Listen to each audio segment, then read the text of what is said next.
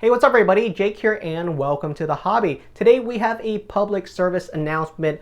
I've been getting so many DMs and all kinds of messages recently where people are showing me recent purchases that they've made between all kinds of really cool products, and I have had the displeasure of telling them that their purchases have been fake. So in today's video, I'm going to talk to you about the rampant issue that's happening right now, which is fake Pokemon cards.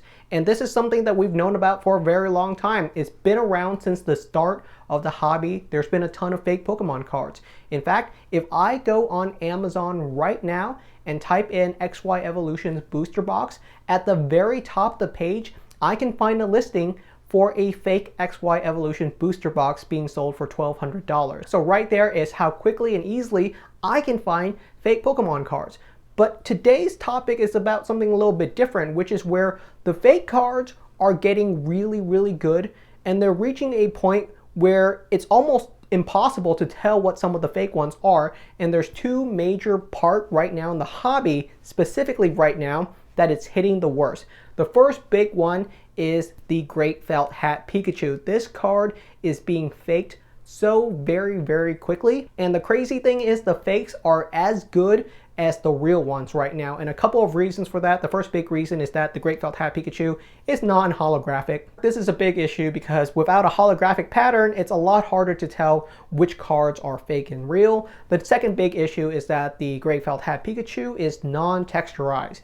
Texturized cards usually are the big chase cards when it comes to the hobby, and the texture patterns on the cards are usually the dead giveaways whether a card is fake or real, because proprietarily the Pokemon Company does a very good job of making unique texture patterns on their cards, and even the best fakes have a challenge of making the texture patterns look exactly the same as a real Pokemon card. But the Great Felt Hat Pikachu is non-holographic and non-texturized, making it very easy to fake, and there's a lot of fakes of them out there right now, so it's very challenging to tell what's a real and what's a fake. In this video specifically, we're not going to go over the difference between a real and a fake Great Felt Hat Pikachu. This is really just a public service announcement to let you know that it's rampant right now, and I would be very careful about what you are currently picking up. How trustworthy is the source where you're getting your cards from? That's usually a good indicator of whether it's reputable or not, so do your due diligence.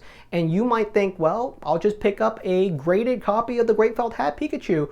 Well, that brings us on to the second major issue, which is there's a ton of fake graded slabs hitting the market right now, and PSA is rampant. There are so many fake PSA graded slabs out there. I can find graded slabs of fake Mario Pikachu, fake Scream Mimikyu, fake Charizard, and of course, fake Great Felt Hat Pikachu. Now these are a little bit easier to spot if you have ever collected PSA graded slabs before. Usually the font is the dead giveaway on the labels. The font is incorrect, the spacing is incorrect on these fakes. But if you're not careful, you might think that's real. Just because it's in a graded slab does not mean it's real anymore. This was usually a good indicator that you can trust that at least the card you're getting is real, even if the condition of the card might be up to question, because sometimes people say this card is a PSA 8 but it looks gem mint, or this card is a PSA 10 but it has whitening, it might as well be a 7. Well, nowadays you might not even be sure if your slab is real or not, because specifically for PSA,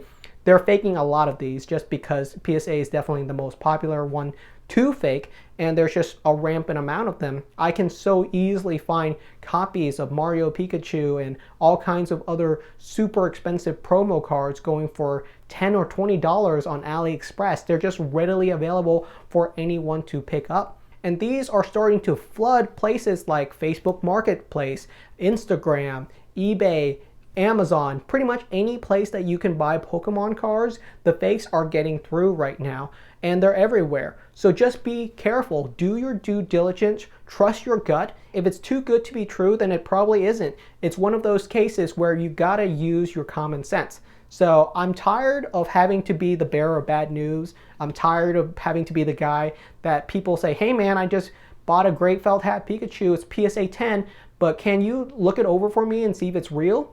Because I just don't know for sure, and I have to be the one to say, listen dude, your card's fake and here's why. And sometimes that can get people very angry, sad, and emotional because it's a lot of money and they put a lot of time and investment into this hobby, to know that their really cool display card is a proxy or a fake, and it's not worth what they think it is.